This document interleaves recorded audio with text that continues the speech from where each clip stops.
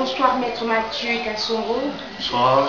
Je signale que vous êtes avocat chargé de la communication à FONUS.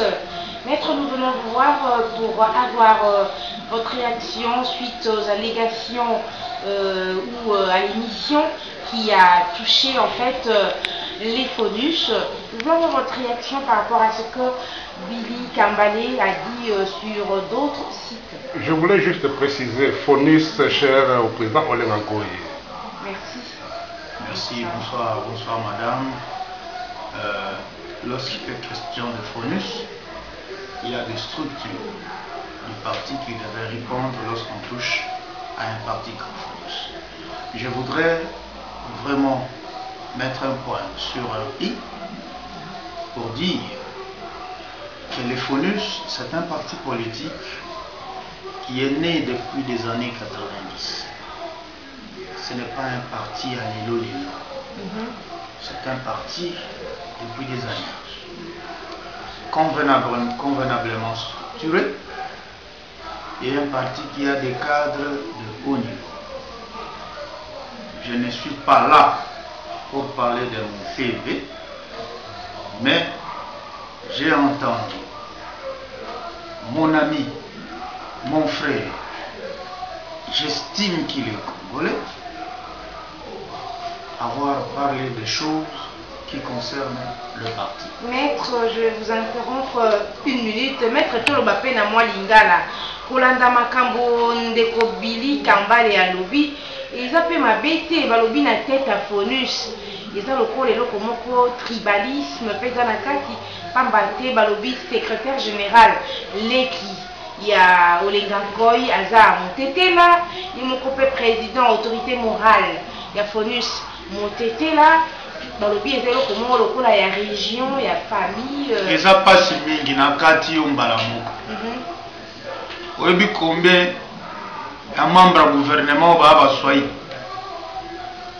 tangelanga parmi bato baza bakobanda président de la république ti premier ministre na ye nani Moussouaï te président de la république Moussouaï, premier ministre Moussouaï, yo moko tala nombre ya ba membre du gouvernement isolé. Ça c'est un faux débat.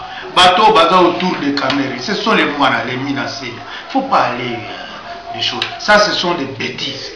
Donc comme pour dire que ce que quelqu'un a mérité poste wana a mérité à moté, a besoin moté. Et ça vous oba. Ça je vous dis que d'ailleurs c'est une fausseté. Premièrement,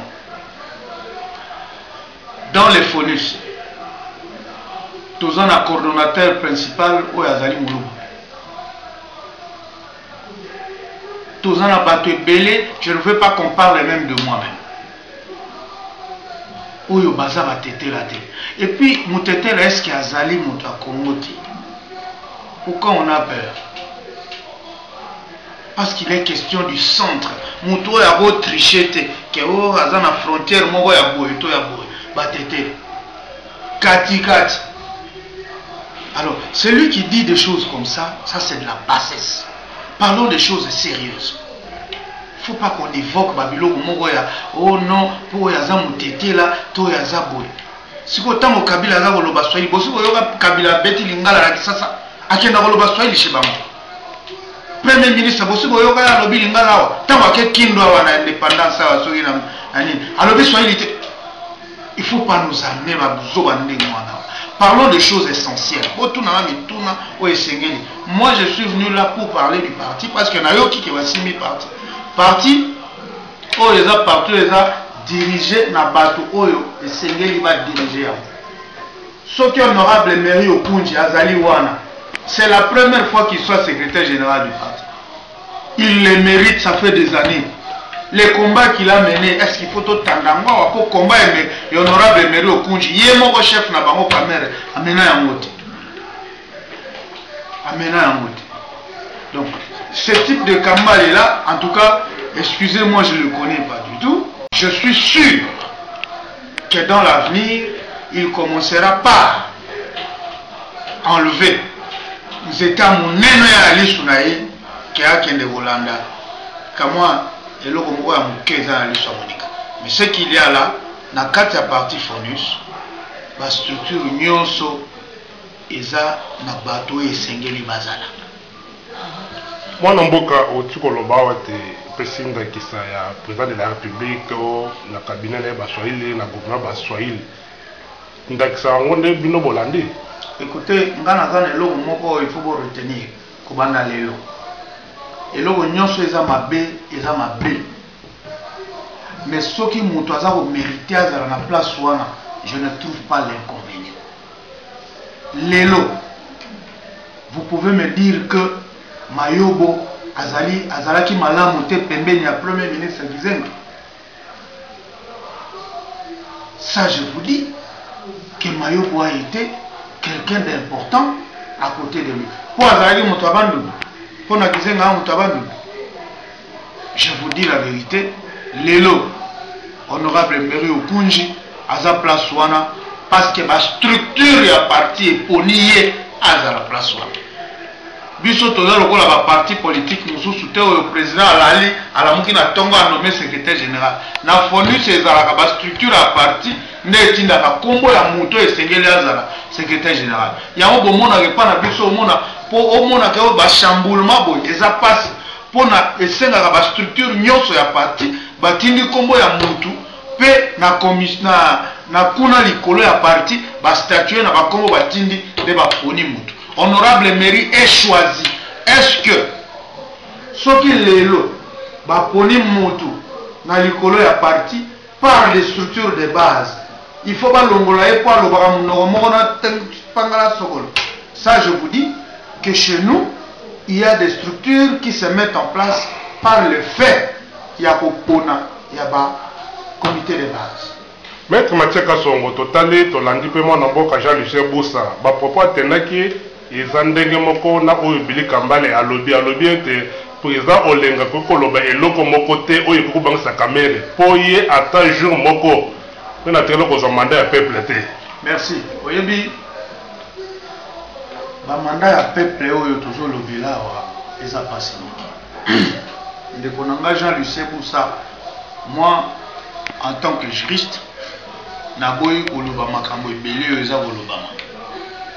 Mais naza koloba lelo kendeko Jean-Lucien Boussa, honorable Jean-Lucien Boussa, aza kobosa na histoire ya mboka Olenga Koyi a rempli un mandat du peuple dans l'Assemblée. Azalaka pe président Koutou. Il y a groupe parlementaire, il y a opposition dans l'Assemblée. Yebi mandat eutaka wapi na élection pe na consensus ezalaka pe. Alors lelo il faut pas lokola za koloba na bato akanisika bato balandaka na bisika oyo baza maele te nde bakola na télévision. Mandat ya peuple ezalaka na balolenge ebele. Lelo président de la République oyo ya États-Unis bavotaka ye na baye baponami la bato mususu. Ce n'est pas un suffrage direct. Est-ce que lelo akoloba que non aponami na mandat ya peuple te? Lelo na Libye akoloba na biso ke muto akokonza Libye bavota ye na banani? Alors biso ba intellectuel ye aloba lokola intellectuel, je le respecte beaucoup et je suis sûr que je suis en train de l'appeler à ce qu'il revienne dans bon sens en disant que babiloko ya babuzo baboye ekoloba mana yete moto ya mayele ndenge nga na kanisa kaza. Et que honorable Jean-Lucien Boussa atia na mutu na ye ke Olenga Koyi asi azwa mandat de peuple. eloko nini lisusu totuni te oyo esali pasi na bapropos ya Billy Kambale ya UNC? Eloko nini alobi lisusu etungisi mpenza bongo parti politique FONUS? Balobi nini boza bana bobotami kala te oyebi makambo yango malamu mpenza? Mama oyebi président Vital Kamerhe akomaki beaucoup moko alobi voilà comment j'ai choisi Kabila. Bisso bae scientifique, moi je suis un doctorant. Bisso bae toza maele. Soki okomi buku. Toko kangama kaka na oyo okomi wana teliwa. Sauf soki okomi buku mususu. Oyo za ko démentir mayeyo lobi na oyo ya liboso. Depuis qu'il a choisi Kabila, il n'a jamais renoncé à Kabila là-bas, la livre mususu. Ndakisa ndeko honorable auti ko kima Kabila mikolo yo nani Francis Kalombo. Ayebisaki biso mbala ebele biso nde matoi mangungi. Mais Dieu merci to moni pour balobi conséquences et corrigeaka mieux que conseil. Francis Kalombo apesa biso toli ayebisa biso ke kamero bomonaka wana azande na famille na biso biso nde totinda ye pa na bino pour déstabiliser bino na opposition. Tondimaka te mais sikoyo tondimi. En tout cas Francis Kalombo epai ozali longonya. Po naza sûr que soki alobi likambo mosusu na kozwa ngo lokola prophétie France. Po lelo tomoni ke Kamere azalaki nde motindami ya Kabila na opposition. Que voilà ekomi kokokisama. Ayaki nde koluka kolongola baye baponami ya peuple. Lokola ndeko Jean-Lucien Boussa ponama na peuple. Mais tala na Kamere ninga juillet, c'est l'ange de la déviation. Déviation oyo naza koloba ezali déviation ya objectif ya opposition par rapport na oyo ya bango makanisi. J'assume. Et que na pesi Francis Kalombo raison, Kamere azalaki motindami ya Kabila na opposition. Il n'a encore jamais écrit voilà comment j'ai quitté Kabila, voilà comment j'ai trahi Kabila. Parce qu'il n'a jamais trahi Kabila. Pe ako trahi saka Kabila te po aza motinda mi ya Kabila. Eza neloko mususu na ko préciser dani. Batu bako tuna oh non mais ndenge nini Kamere na Kabila baswana ki tout ça il était au parlement. Je vais vous dire une chose qui peut vous rappeler kokotia bino mémoire ya bien c'est quoi. Kamera kamati ba étranger nyonso andimi bazala na parlement. Il faut pas bobo saneloko ba bengi moratoire. Moto ali boso a violaka constitution ali boso ezala Kamera. Parlement yé ba étranger bazala parlement ndeko bokilo na yo honorable Makila oyo akomi gouverneur honorable Makila bokilo ya Kamere akei aluki ndenge nini Kamere ye moko aya lobi ote bato baza ba étranger ebele awa topesi na biso tango mpona to parlement na biso ba étranger lokola bazali bazala ayebisaka peuple te moponami ye wana ayebisi peuple te epai wapi bavota ye ke ngai na ndimi bapaya bakonza mboka oyo. Yango biso tosekaka ntango aza koloba na Kabila ke no tala bapaya baza kokota me biso olobi nini yango. Omonaka tosalaka déclaration te po ezalaka guerre ya bahutu na tuti bango mibale bayebi bitumba na bango euti wapi nani tuti nani hutu toyebi te. Peuple kaka nde yebi. Ya solo maître Mathieu Katsongo tout ce qui est indépendant na suka ya lisolo na biso na yo na éviter ce que dans un message au kopesa na bato bakolanda na diaspora éparpillée dans le monde pour oyo boye koloba boye leo kama kipe kuna bato balanda kyango baike okoyebisa bango nini na o bakangaki na maloba ya ndeko Billy Kamba leo azali na Congo to libanda to bandeko na biso oyo ya Congo bakenda na poto baluka mikanda mpona baluka ndenge nini bavivre ntango mosusu kokima pasi to kokima oppression oyo toza kovivre na mboka na biso. Vous avez encore un parti politique oyo ezali fidèle na baideo ya création na les FONUS ebandaka depuis des années 90 avec un leadership, ya Olenga Koy, où est combattant Mobutu, n'a plus de 200 villes mortes, n'a plus de 190 marches pacifiques, où est Salama Namboka, où histoire et Kozagati. Où est Babotami Lelo, moi na soka Botami, ma belle soka Amélie, amona no malamu te, maman Katie, ma belle agoko machege. Yango ba efe nango yango. Ba efe nango yango. Amelaki ma belle malamu te, mbala moko abandi nele koleka na télévision ko finga. Quand on vient dans l'opposition, na kisa. Si Olenga Koy est mauvais, pour moi en tant qu'intellectuel, na boyi kokota na buzoba wana ya, il a étudié, il n'a pas étudié, pour ngana yebi ke ba trace ezali pour kala mingi te autaki ko défendre kutu master eleki na bilili na boyi kokota na biloko wana pour de Olenga Koy aza na munoko pe aza na bakasa oya boyi kolakisa mais oyo ngana oyi kolobezali nini